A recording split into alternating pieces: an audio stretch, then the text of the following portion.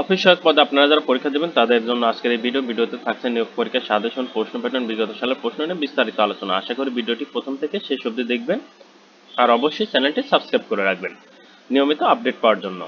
আর এখানে একটা কথা বলে রাখি, স্বল্প সময়ে ভালো একটা প্রস্তুতি নিতে চাইলে অফিস সহায়ক জব রিভিউ এই বইটির পিডিএফ আমাদের কাছ থেকে সংগ্রহ করে নিতে পারেন। পিডিএফ এর মূল্য মাত্র 40 টাকা। যারা নিতে চান তারা এই নাম্বারে হোয়াটসঅ্যাপের মাধ্যমে যোগাযোগ করে পিডিএফটি সংগ্রহ করে নেবেন।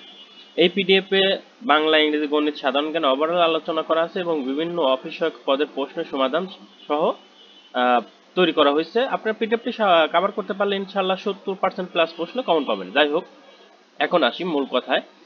আপনাদের পরীক্ষার প্রশ্ন প্যাটার্ন কেমন হয়? সাধারণত অফিস সহায়ক পরীক্ষার প্রশ্ন প্যাটার্ন রিটেন পদ্ধতিতে হয়, শর্ট কোশ্চেনে। যেমন ধরুন, সন্ধি বিচ্ছেদ করুন, তাহলে এখানে 3টা সন্ধি দেওয়া আছে। অর্থ সহ বাক্য গঠন করুন, অর্থাৎ বাগধারা দেওয়া আছে 2টা। এক কথায় প্রকাশ করুন, অর্থাৎ এক কথায় প্রকাশ আছে এখানে 3টা।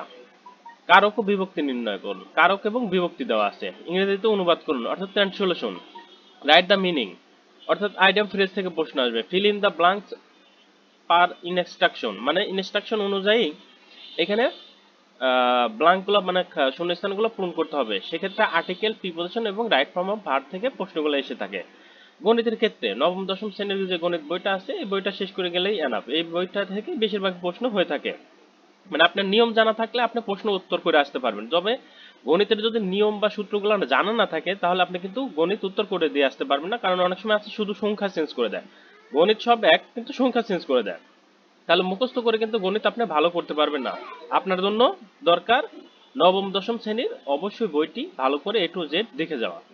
আর সাধারণ জ্ঞানের ক্ষেত্রে দেখুন যে জেল হত্যা দিবস কবে, অসম আত্মজীবনী প্রথম প্রকাশিত হয় কত সালে, বাংলাদেশের জাতীয় স্মৃতিসৌধ স্থপত্যকে, এই যে প্রশ্নগুলা একেবারে শর্ট প্রশ্ন। এখন অনেকের প্রশ্ন উত্তর যে আমরা প্রশ্ন উত্তর করব কিভাবে, দেখুন সন্ধি বিচ্ছেদ করুন। তাহলে সন্ধি বিচ্ছেদ ছিল সংলাপ, সোম প্লাস লাভ।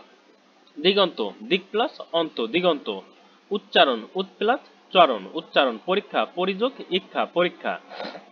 কারক ও বিভক্তি নির্ণয় করুন। সে বই পড়ে, বই এখানে কোন কারকে কোন বিভক্তি? কর্মে শূন্য বিভক্তি। দিনে দয়া করো, দিনে সম্পাদনে সপ্তমী বিভক্তি। সে অঙ্কে ভালো, কিসে ভালো?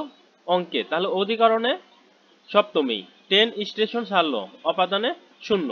আপনারা বাংলা প্রশ্নটা বুঝতেই পারছেন এবং ইংলিশ প্রশ্ন এই যে ফিল ইন দ্য গ্যাপস এইভাবেই থাকবে। আপনাদের এখানে প্রশ্ন নিয়ে আর কোনো কথা বলতে চাই না। তবে যদি আপনাদের টোটাল প্রশ্নের সমাধান দরকার হয় কমেন্টস করে কমেন্ট বক্সে কমেন্টস করবেন, যাতে আমরা বুঝতে পারি যে আপনাদের প্রশ্নের সমাধানটা দরকার। আমরা সমাধান পরবর্তী ভিডিওতে তৈরি করার চিন্তা করব। আর এখন অনেকের প্রশ্ন যে কোন কোন টপিকস আমাকে পড়তে হবে, কোন কোন টপিকস পড়লে 100% প্রশ্ন কমন পাবো।